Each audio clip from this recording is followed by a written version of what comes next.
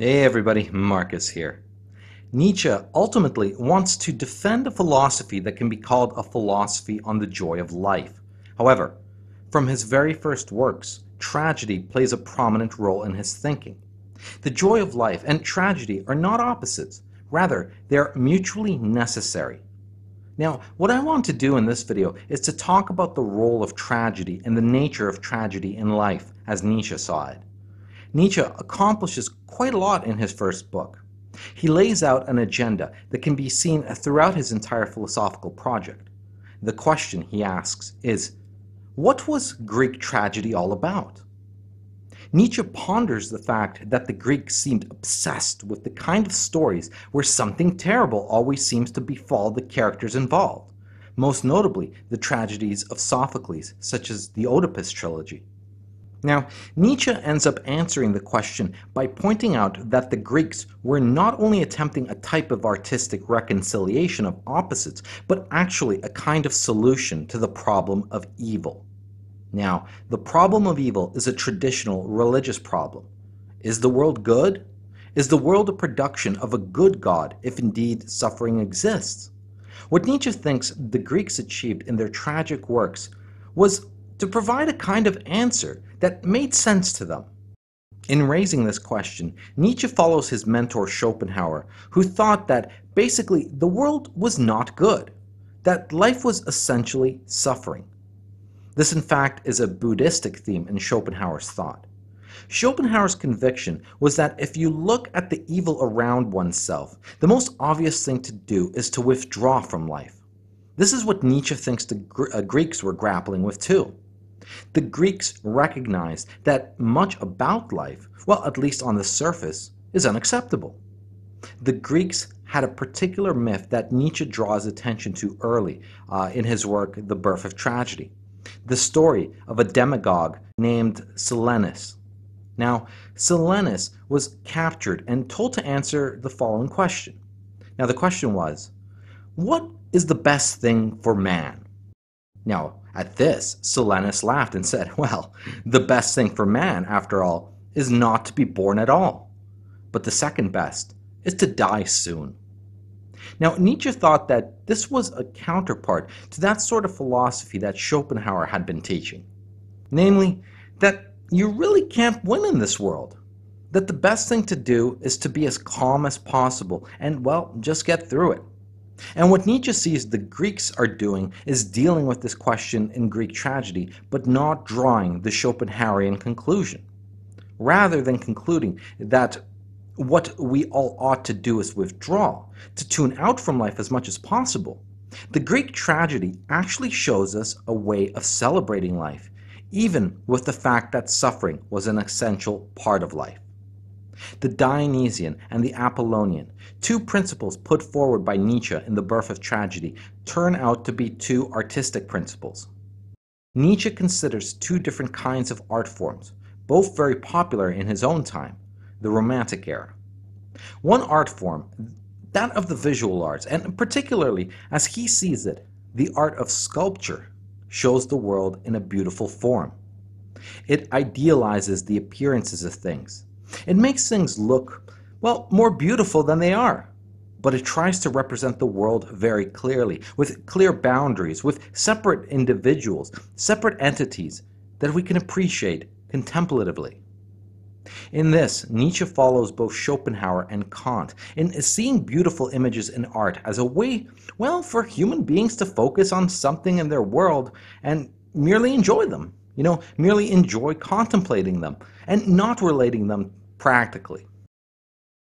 If you enjoy an artwork that depicts something artistically, it's not a question of seeing something in the picture that you would like to own or being motivated, for instance, if it is a still life, to want to get some food that looks as delicious as that in the painting.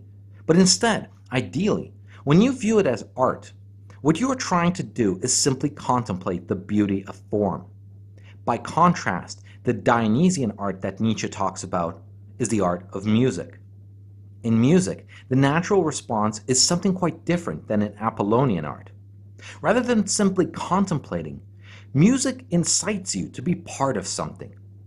Nietzsche points out in one of his later works, Twilight of the Idols, that it's actually been quite the achievement for human beings to learn to sit still while in concert halls, because music urges us to move, to use our whole bodies as a sort of symbolic response to this inciting element of music.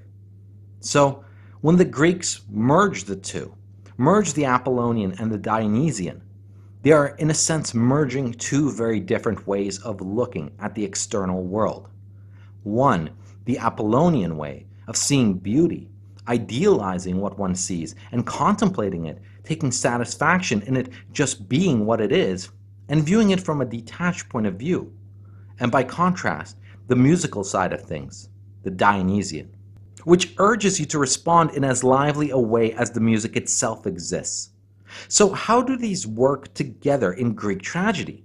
Well, Nietzsche notes the rather interesting historical fact that the Greek tragedy actually began with the chorus alone.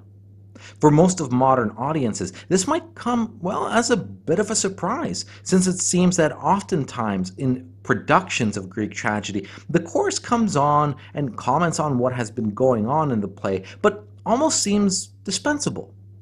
We tend to be following the plot, and the chorus sometimes hampers the plot moving forward, though the chorus comments on it, maybe urging us or baiting us to want the plot to go forward.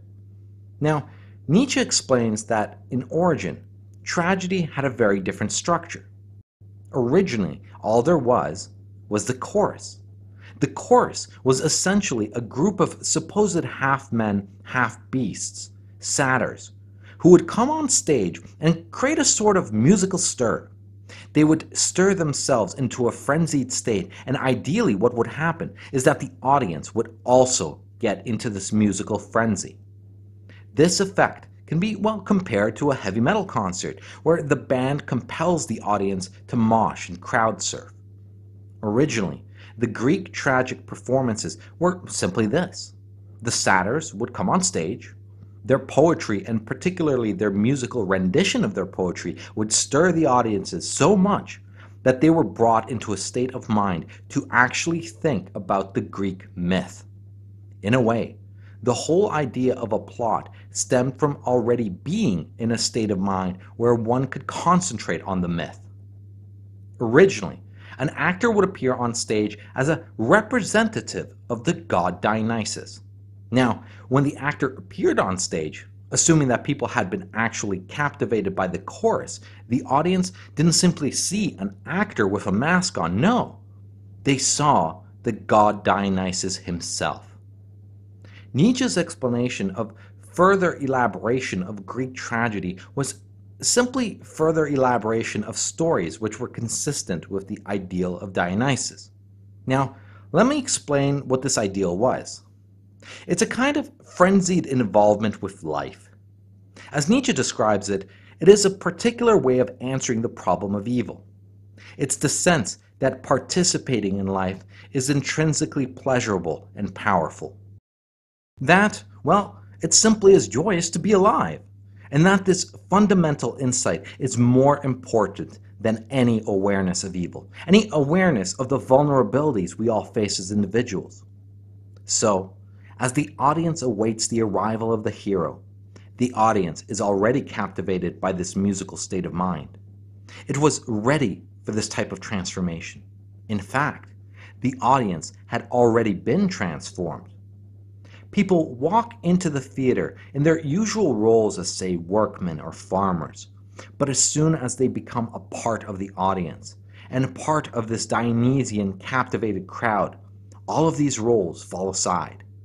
They're simply part of this joyous, frenzied throng that is now capable of the true vision of the tragedy, the arrival of the god on stage. Why Dionysus represents a kind of god that is in opposition to individuality stems from the detail of the myth.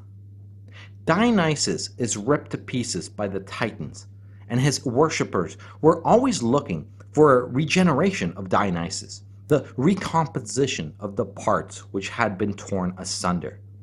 This was a kind of symbolic vision of what humanity was like, that human individuals seem so separate from one another, but this was ultimately illusory, and that despite our rather natural tendencies to think of our private egos as real, the real solution to this was recognition of our oneness through Dionysus. So, what the Greek tragic play did was allow people an insight into something about themselves. The reasons that the plots that became common in Greek tragedy were so interesting was because they are plots about individual vulnerability. By pointing out these vulnerabilities in man, tragedy raised the need in the audience to somehow resolve themselves against these vulnerabilities. The resolution was something the audience was in a state of mind to be prepared for, because the chorus had made them feel a kind of vitality, a vitality with the whole environment and with everyone around them. At that point, they could turn to this Dionysian resolution, namely, the arrival of the god on stage. The reminder that this separation, this vulnerability, only sees the individuated aspect of us and does not recognize that after our death, when life goes on, we go on with it. If the early Greeks did accept suffering as an inevitable part of life, in fact, as a central aspect of life, the later Greeks, in particular Socrates, Plato, and Aristotle, did not. In Socrates' and Plato's formulation of the eternal soul, of a world that is more perfect than this one, tragedy was rationalized. These philosophers rationalized tragedy by saying, well, in effect, this suffering, this life, don't worry about it, because there's something better to come, something that clearly anticipates, well, Christianity. Now, Aristotle is an outlier in this triad. Aristotle has the well-deserved reputation as the theorist of tragedy. He didn't, as far as I know, write any tragedies himself, but he certainly wrote the definitive book on tragedy, namely, the Poetics. In the Poetics, Aristotle discusses what tragedy is, what makes a tragedy good, what makes it work, and essentially lays out a whole system of rules which explain to potential playwrights the form that they should follow. What is interesting philosophically about Aristotle in this context is, first of all, that Aristotle, unlike Socrates and Plato, did not accept the idea of another world. In fact, you may know a very famous painting in the Vatican by Raphael called The School of Athens. Inside the central arch is a depiction of Plato and Aristotle. Plato, the older man, has his finger raised towards the heavens, and Aristotle, in a very distinctive gesture, is pushing downwards, emphasizing this world. So, Aristotle, very interestingly, is on Nietzsche's side. In fact, one can hypothesize why Nietzsche does not talk more about Aristotle. One hypothesis is because Aristotle was still associated very closely with the work of Thomas Aquinas and Catholicism. But Aristotle, in addition to being very this-worldly, thought about tragedy in a very, very specific and now well-established way. Let us use Oedipus as an example. One of Aristotle's theses in the Poetics is that in tragedy, although we are dealing with a noble character, say a king or queen, someone of extremely high status typically, the character has a tragic flaw. The tragic flaw theory has been embellished in many different ways over the years. Of course, Christianity uses this motif as the basis of original sin. Now, this is very much part of the same sort of thesis. In Aristotle, it is more modest, but nevertheless, it is very significant. Now, take Oedipus. Oedipus was a good man. If you think about the criteria for virtue, for integrity, well, he had them all. He answered the riddle of the Sphinx and he saved the city. He went on to become king. We know that he heard the myth, the rumor about himself, and ran away from home to avoid harming his parents. Nevertheless, fate caught up with him, and as we all know, he still ended up killing his father and marrying his mother. It is Oedipus who drives the play. The play, in fact, is set during a period of pestilence in which Oedipus is trying to figure out its cause. And even though Tiresias, a seer and sage, warns him in no uncertain but still subtle terms that he should not pursue this line of questioning, Oedipus proceeds and persists until, well, finally, of course, he discovers what the cause of the pestilence is, namely himself and his own actions. Now, with this, it is often interpreted that Oedipus, in fact, is flawed. He is proud, he is arrogant, and he is stubborn. Against this, one can say very quickly that, well, he is the king. Of course he will be all these things. That is the way kings are. As for stubbornness, isn't this just, well, another name for what we may call integrity? Now, the interesting question is, why is it so important to find this tragic flaw? I think the answer is very revealing, because insofar that we can watch a tragedy and at a distance, a safe distance, empathize with the hero and say how terrible are the things happening to him, and feel the kind of fear and anguish that Aristotle describes. But we also feel that it will not happen to us, because Oedipus is different. He is king. He is in a situation that we won't be in. He is facing a dilemma that we won't have to face, and he is flawed.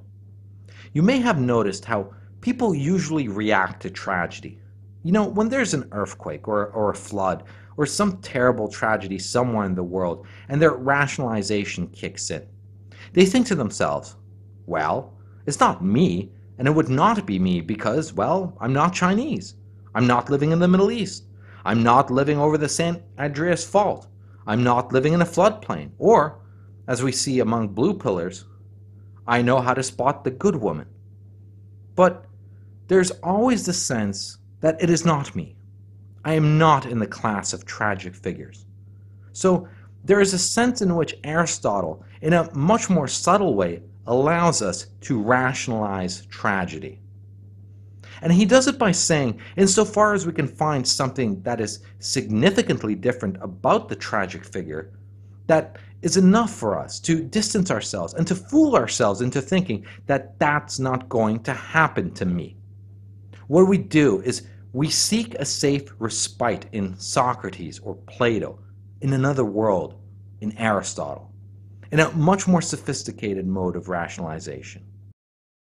Nevertheless, the upshot of this is, of course, to try and explain tragedy, to rationalize it away, and nowhere is this more concrete, and for Nietzsche, more prone to attack than in Christianity itself. For Nietzsche, Christianity is following the model of Plato. In fact, at one point, Nietzsche calls Christianity Platonism for the masses. What Nietzsche has in mind here is the idea that what you do to explain what seems inexplicable in this world is make reference to another. So, if some tragedy befalls someone, especially someone we do not see as particularly guilty, one of the common responses in the Christian tradition is to say, God has a plan. God sees things we don't. Therefore, somehow, it is rational or rationalizable. It is something, well, we don't have to worry about. This, after all, is God's business. Now, Nietzsche sees in such a reaction something even more dubious than something that fails us in encouragement, namely, the fact that if you are really looking for something that rationalizes terrible things that happen to people, you're not taking the tragic feature of it seriously. God is pictured as an accountant who has a formula in which the correct solution always comes out. That somehow it is worth the expense of all these people suffering in order to bring about some greater good. Now, Nietzsche's reaction to such an accountant God is that it is appalling to think that anyone would find this cheering. Indeed, this is rather a monstrous way of interpreting God's intentions. That God does not care about certain people, merely factoring them in as part of his ultimate plan, their suffering not very important. Nietzsche thinks the Greeks were facing reality head-on as compared to the Christians in resolving the problem of evil precisely because they didn't try to whitewash or eliminate the significance of real human suffering. There's a kind of willingness to stare suffering in the face. Nietzsche thought the Greeks quite reasonable to do so, though it was important to look at what was beautiful around one as well as one did not dwell on the tragic all the time, but nevertheless acknowledge that tragedy exists. That there exists things which happen to people that are neither rational or rationalizable is simply to accept the conditions of life. The Greek resolution was not to say that life will make sense in some other world, at least not the Greeks that Nietzsche admired. What pre-Socratic Greeks did instead was to say, this is real, this is something we all face, and nevertheless, life is so fundamentally good that we find it all worthwhile. Being alive is well worth the price of admission. We can't make this make sense, nevertheless, we move on and we live joyously. Now, it is important not to think about tragedy just as theater, although clearly that is part of what Nietzsche is talking about, and it is important not to think about tragedy in life as bad things happening to good people. Tragedy is a type of perspective. For Nietzsche, tragedy carries with it a certain sense, well, of nobility. Not to say that one is a king or a queen or royalty in any sense, but that there is a noble attitude towards life and a noble kind of acceptance. One figure who plays a major role, although Nietzsche talks surprisingly little about him, is the philosopher Hegel, a very important early 19th century philosopher. Now, Hegel saw tragedy not as payment for possessing a flaw, much less as something which would be overseen by appeal to another world. Hegel, though a religious thinker, was a very, this-worldly philosopher for whom spirituality was a this-worldly phenomenon. God was not separate and different from creation. Consequently, Hegel's theory of tragedy is similar to the early Greeks' super-personal view, namely, that we can view ourselves as individuals, but to do so, Hegel says, is illusory. Now, this is not to say that Hegel rejects the individual. However, ultimately, we are all one. Now, this is a view that Hegel shares with the ancient Buddhists and Hindus, but at least in the Western tradition, this idea goes back to the Dionysian myth. The idea that we think of each other as separate pieces, separate individuals, misleads. In truth, we only make sense as a unity. However, within that unity, there are very different forces. It is Hegel who makes famous the notion of dialectic. Well, of course, dialectic is a Greek notion. Basically, it means a back-and-forth conversation. We find it most notably, in Plato's dialogues. But for Hegel, dialectic is a kind of historical movement. Dialectic is what defines human consciousness, what defines history, what defines the history of religion. The history of philosophy is a kind of struggle back and forth. Now, in other words, Nietzsche's notion of the Greek agonistic society.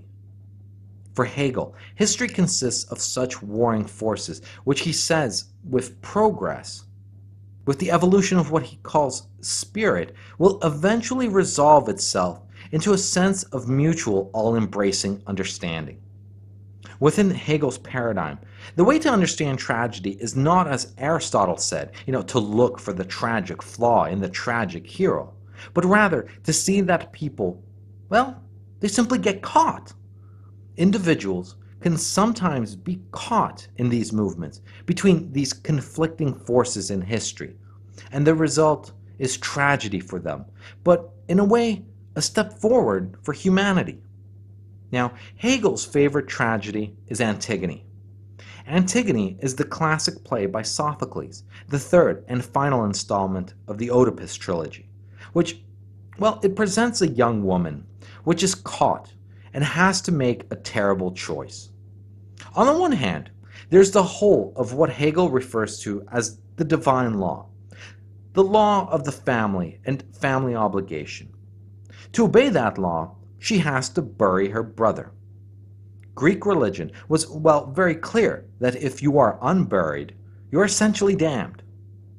On the other hand, the civil leader tells Antigone that she cannot bury her brother. He is not to be given that kind of religious sanction.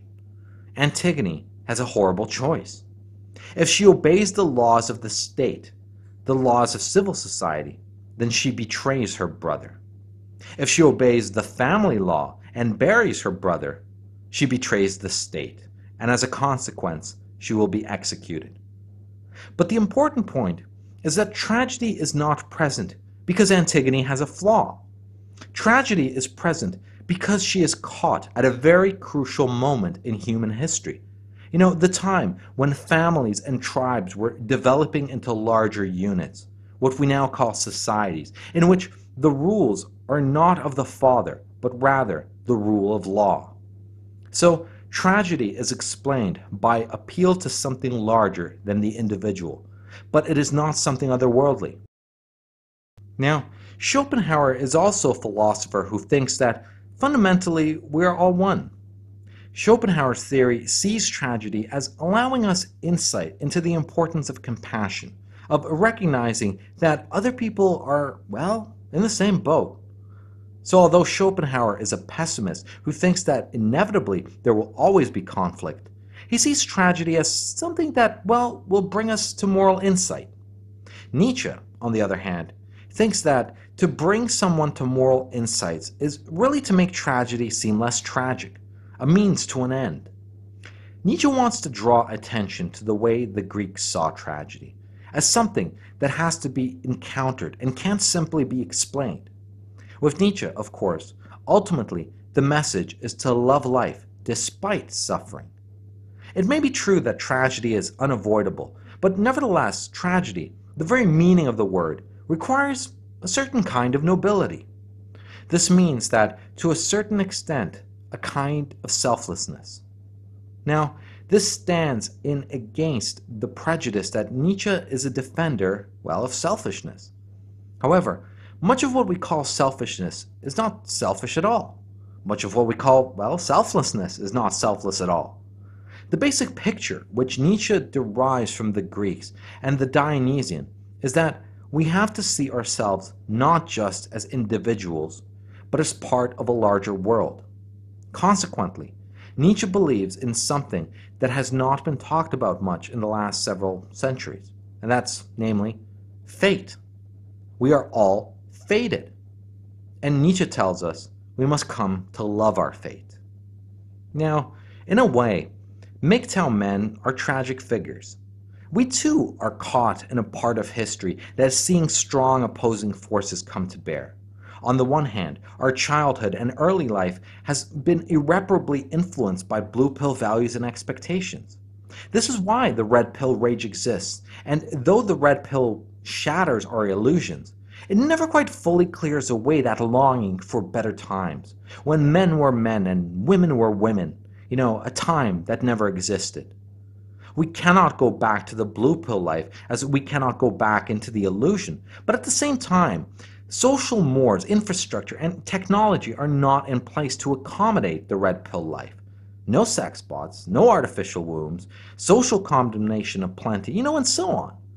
But this tragic quality to the MGTOW state of being is not one that ought to be pitied. We're not victims. Much like those thrown into those periods of history, we have our own plight to bear, and bear it we do. And from what can be seen around the community, many MGTOW do bear it without complaint, with nobility, as Nietzsche would describe. We accept how the world is and our position in it, and despite the challenges, look towards the horizon. It indeed does appear that most MGTOW do accept their fate. Thanks for listening. Go team.